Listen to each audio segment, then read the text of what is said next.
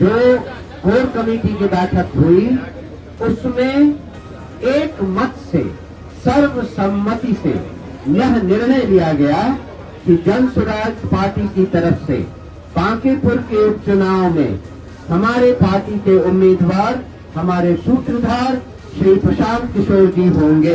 हमको दी गई है, मैं उसी परिणाम उसी प्रयास के दिशा में इसको एक कदम मानता हूं।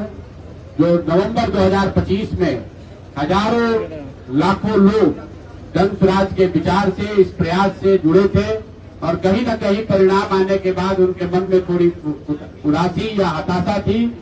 उनमें से ज्यादातर लोगों का ऐसा मानना है कि बांकीपुर चुनाव में अगर जन स्वराज को जीत मिलती है तो न सिर्फ जन स्वराज को एक बहुत बड़ा बल मिलेगा बल्कि बिहार बदलाव की सोच को फिर से पुनर्जीवित करने में बहुत बड़ी मदद मिलेगी। तो मैं इस जिम्मेवारी को अपनी ह्यूमिलिटी के साथ एक्सेप्ट करता हूं। अपने साथ सभी साथी कार्यकर्ताओं का, नेताओं का धन्यवाद करता हूं। साथ ही उन 18 लाख मतदाताओं का धन्यवाद कर रहा हूं जिन्होंने विपरीत परिस्थिति में नवंबर 2025 में जन स्वराज के सभी उम्मीदवारों के समर्थन में अपना मत दिया है और जन स्वराज को जिंदा रखने में, जन स्वराज को बिहार में बनाए रखने में अपना अमूल्य योगदान दिया। आने वाले भविष्य में जन स्वराज की यात्रा चाहे जितनी बड़ी हो, लेकिन जिन पहले 18 लाख मतदाताओं ने नवंबर 2025 में हम लोगों को वोट दिया, मैं उनका सबका हृदय से आभार व्यक्त करता हूं। और अंत में बांकीपुर के वो सभी मतदाता साथी जिन्होंने पिछले 1-1.5 महीनों से हम लोगों को व्यक्तिगत तौर पर या कार्यकर्ताओं साथियों के माध्यम से ये बताया कि हर हालत में मुझे बिहार में स्थिति के सुधार के लिए, बिहार में बदलाव के लिए खुद उतरकर चुनाव लड़ना चाहिए। मैं उनको इतना ही आश्वस्त कर सकता हूं कि मैं अपनी पूरी ईमानदारी से आपके इस सोच के साथ जुड़कर बांकीपुर का चुनाव लड़ने का प्रयास करूंगा और अगर आपका आशीर्वाद मिला, जीत कर आए, तो मैं आपको आश्वस्त कर रहा हूं कि आपकी भावनाओं के अनुरूप, आपकी इच्छा अपेक्षा के अनुरूप काम करने का प्रयास करेंगे।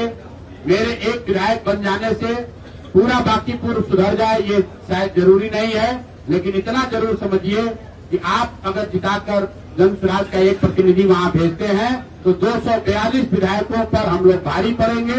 उन पर आप जनता की ओर से जनता का प्रतिनिधि बनकर उन पर जनता की अपेक्षाओं का जो बोझ है उसको बनाए रखेंगे।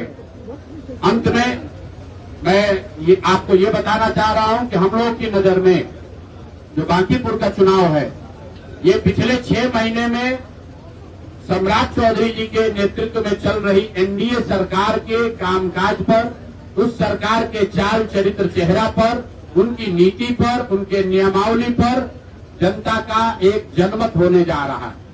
बांकीपुर के चुनाव में अगर भाजपा को जीत मिलती है तो मुझे ये मानने में कोई दिक्कत नहीं होगी कि जो उनकी नीति है, जो उनका चेहरा है, जो वो कार्यक्रम चला रहे हैं, उसमें बिहार के लोगों की सहमति है।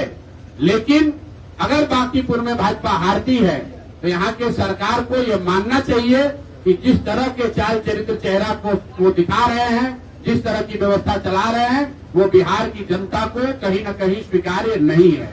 और ये पहली बार भाजपा के मुख्यमंत्री बने हैं सम्राट चौधरी जी, और हम लोगों ने प्रेस करके चुनाव से पहले और उसके बाद भी स्पष्टता से ये कहा है कि इनके चाल चरित्र चेहरा पर हम लोगों को कोई विश्वास नहीं है।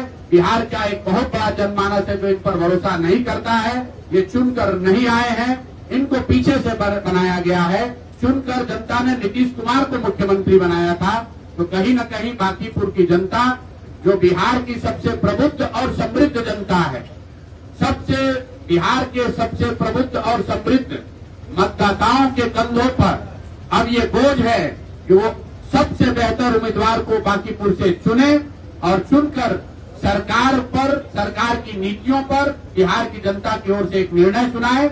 और मैं आपको कैमरे पर कह रहा हूं, आपके जरिए बिहार की जनता को और बांकीपुर के मतदाताओं को अपील कर रहा हूं कि जो सबसे बेहतर आपको दिखे, आप जाति, धर्म, दल, नेता सबसे ऊपर उठकर उस व्यक्ति को वोट दीजिए। हमसे बेहतर कोई आपको लगता है उसको वोट दीजिए। हर हालत में बांकीपुर से एक अच्छा आदमी, एक अच्छा विधायक जीतना चाहिए, बिहार जीतना चाहिए। दल जीतते और हारते रहेंगे, नेता लोकतंत्र में जीतते हारते रहेंगे। राज्य का विकास हो, राज्य में बदलाव हो, राज्य में सुधार हो, उसके लिए जरूरी है कि बिहार से एक अच्छा व्यक्ति, बांकीपुर से अच्छा व्यक्ति जीते। इसी अपील के साथ मैं अपनी बात खत्म कर रहा हूं। बहुत बहुत धन्यवाद।